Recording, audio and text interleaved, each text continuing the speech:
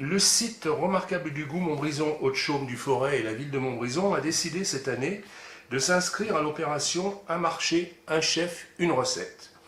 Pour représenter notre ville, Damien Guénier, nouvellement installé à la Roseraie, a été choisi. Montbrison TV est allé à la rencontre de ce jeune chef qui n'est pas montbrisonnais d'origine. Non, du tout. Je suis originaire de Saint-Étienne. Alors, Damien, quelle aventure? D'où venez-vous? Eh ben, l'aventure commence à Saint-Étienne dans les années 98, à la fin de la Coupe du Monde. Donc je rentre dans un restaurant qui s'appelait le Passing à Saint-Étienne, qui était dans les parcs des sports à l'époque, à Méon, qu'il est toujours d'ailleurs. Ensuite, un apprentissage pendant 2 ans, pour après partir sur donc fin du CAP, partir à l'aventure dans les cuisines. Donc toujours sur le bassin stéphanois, j'ai jamais voulu trop partir de la région. Donc je suis toujours vraiment resté que dans le bassin. Voilà, j'ai tourné les deux cajots quand c'était la grande époque. Je suis reparti quelques années après au Passing, donc, où j'avais été apprenti pour évoluer en tant que commis et chef de partie. Puis après, je suis parti à l'aventure pour essayer d'être chef de cuisine dans un restaurant Plage Jean Jaurès, qui était les Poteaux Carrés, qui avait besoin d'un jeune chef pour essayer de développer un peu la cuisine et sortir de la pizza en fait. Donc c'était une autre aventure dans la brasserie pour voir un peu ce qu'on était capable de faire, si on avait la rapidité d'exécution. Donc j'ai fait ça pendant 1 an et demi et puis je suis remonté encore au restaurant Le Passing, cette fois pour être chef, puisque mon chef qui m'avait formé une dizaine d'années plus tard a pris sa retraite et a souhaité que je prenne sa place. Donc je suis remonté là-haut. Et c'est là que j'ai rencontré au bout de 2 ans la famille d'Espinasse, qui avait comme projet de créer et de reprendre la Charpinière pour l'amener là où elle est aujourd'hui. Donc j'ai décidé de partir avec eux dans cette aventure et on a vécu 7 belles années où ils m'ont énormément appris. Ils m'ont appris la gestion, apprendre à compter, c'est important.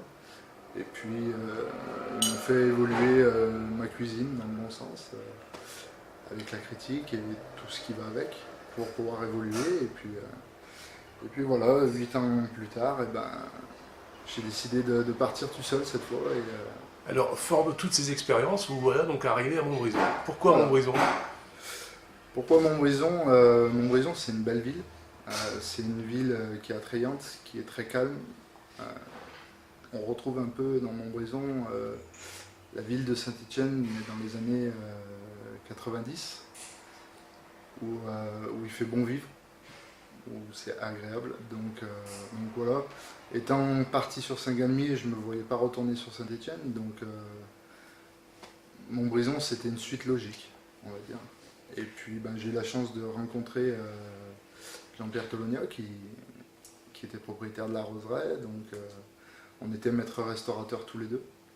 Et on a commencé à sympathiser. Et c'est lui un jour qui m'a contacté en me proposant de reprendre la Roseraie.